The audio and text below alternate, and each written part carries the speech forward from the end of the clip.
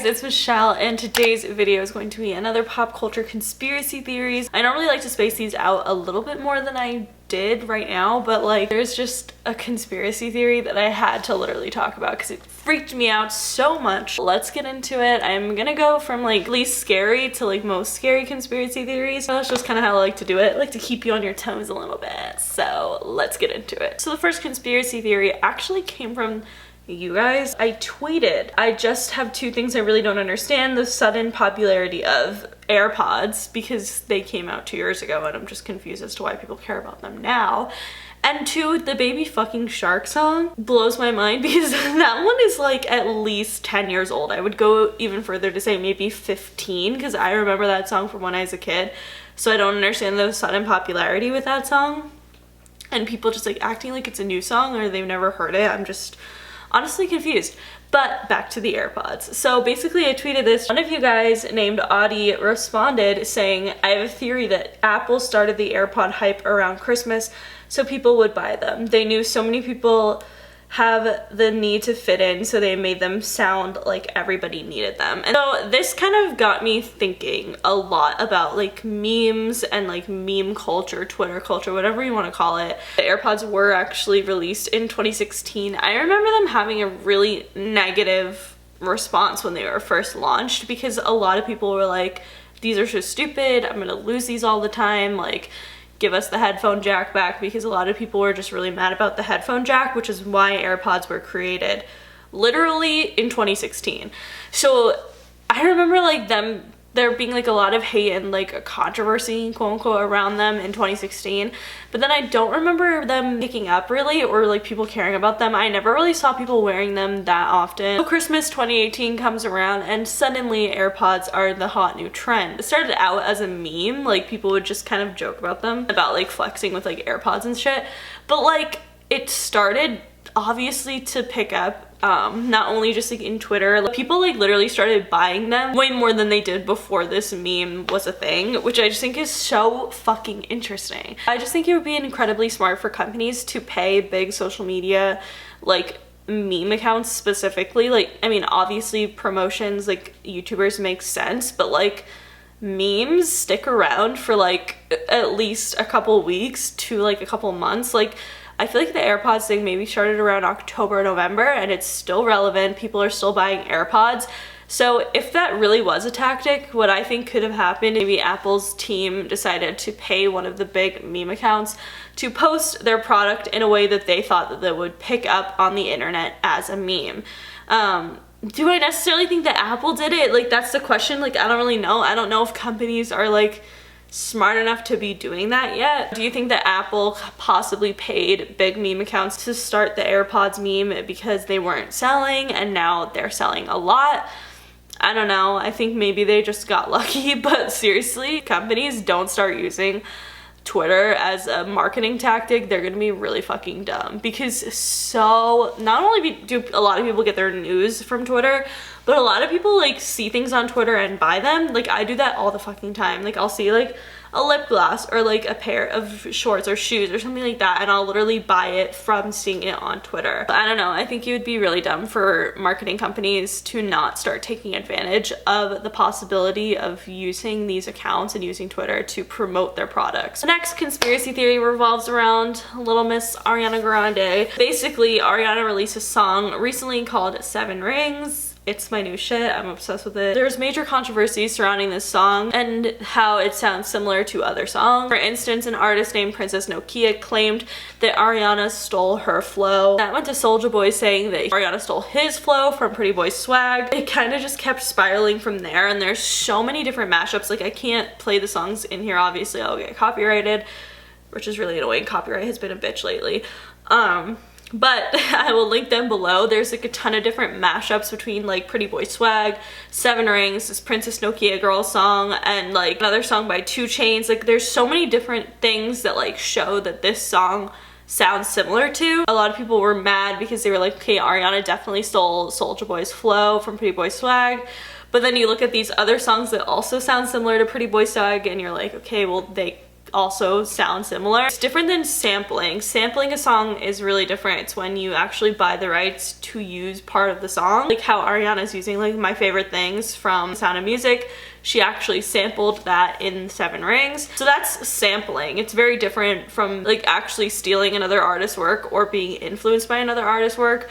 I don't think that Ariana went out of her way to steal Soulja Boy's work because it would just be stupid. Because obviously Pretty Boy Swag was like a huge song of the 2000s. Like everyone knew that song. Basically what I'm saying is that if Ariana did take inspiration from Pretty Boy Swag, I don't think that she did it with the intention of it being unnoticed, if you know what I mean. It's not like it was a song from 20 years ago that nobody cares about and nobody cared about at the time. It was literally one of the biggest songs at its time, and it was, you know, not too long ago where people forgot it. If she did, or if the producers of Seven Rings did intentionally want to have a sound that was similar, because I don't think that they sound exactly the same, but a sound that was similar to Soulja Boy's song, it was definitely on purpose. And that's kind of where the conspiracy theory comes in, where I basically think that there are definitely artists that use songs that sound similar to other songs that were popular in its time, but like maybe like 10 or 15 years ago, in order to make more people speculate and then in turn listen to their song. I guarantee you that there are so many people who might not have ever listened to Seven Rings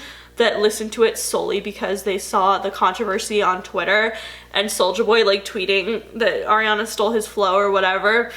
And I'm sure that there were so many people that went and listened to it because they heard that it sounded like Pretty Boy Swag. It's more of like a promotional technique, I think, because like you can look up, because it's a never-ending list of songs that sound like other songs, even songs that are sampling other songs, because, you know, it's not like most people announce that they're sampled. It's usually found like on Wikipedia under the writers like area of it. For example, What You Made Me Do by Taylor Swift samples that song I'm Too Sexy, like for my shirt, that fucking song from the 90s. But it's known that it's sampled only if you look it up. Like it was never, like, you know, Taylor Swift didn't come out being like, my new song is going to be sampled from I'm Too Sexy. That's just not how it usually works. I just think it's really interesting and a really smart way of promoting your own music is to make it sound similar or sample it from another song, because all over Twitter people are gonna, you know, blow it up being like, holy shit, like Ariana Grande's new song sounds like Soulja Boy's Pretty Boy Swag. And then so many people who weren't going to listen to Seven Rings before that went and probably listened to it solely because they want to hear for themselves if it really does sound like Pretty Boy Swag. I do think that it's all kind of just like one big huge game that like artists play, and maybe not even artists but producers play in order to sell more records or get more streams, especially with like Spotify now, because now people could listen to the song for free. Think about like What Makes You Beautiful by One Direction. If like a year from now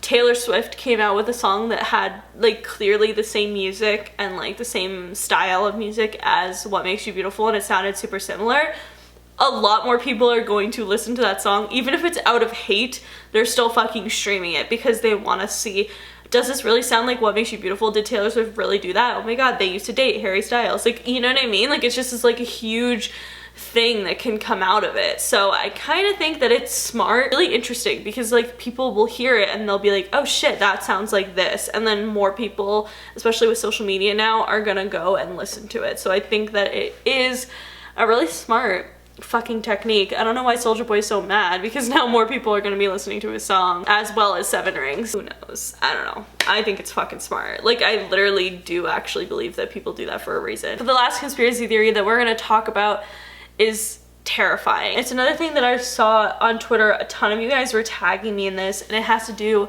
with Barron Trump, the president's son, him being a time traveler. It sounds fucking insane, but I actually went back and fact checked like all of this stuff and these books, and we'll get into it in a second, and it's all there. It's all real. Like, it actually is kind of to an extent true, and we're going to talk about that right now. I will say I don't know what to do with this information. It's kind of just terrifying, so let's get into it. A Twitter thread has been going around about this book from the 1800s called Barron Trump's Marvelous Underground Journey. The story is essentially about a little boy who discovers he can time travel through a secret portal. People made obvious connections between the story and President Donald Trump, even though this story was written 124 years ago. Obviously, the first connection is this little boy in the story is called Barron Trump, and Donald Trump's son is literally named Barron Trump.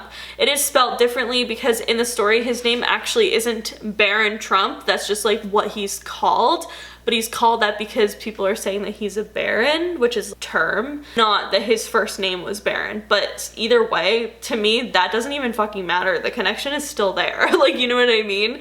Like, the title says Barron Trump, the kid's name is Barron Trump. That's what the kid was called in the book, you know? I don't care if that's not his fucking official name. So another connection that people think is weird is that this book begins taking place in Russia. Obviously the president has a lot of fucking tea with Russia and a lot of accusations regarding Russia, so that's kind of weird in general. And the next weird connection is that Barron Trump in the books, his adventures are guided by the master of all masters, and this master's name is Don. D-O-N. Is Don short for? Probably not in the books, but shit, like Donald Trump says hi. That's fucking weird. Like, that's just weird. It's just weird. And when I read this at first, I was in New York and I read it and I was like, I'm gonna have to fact check that later because this is too weird to be true.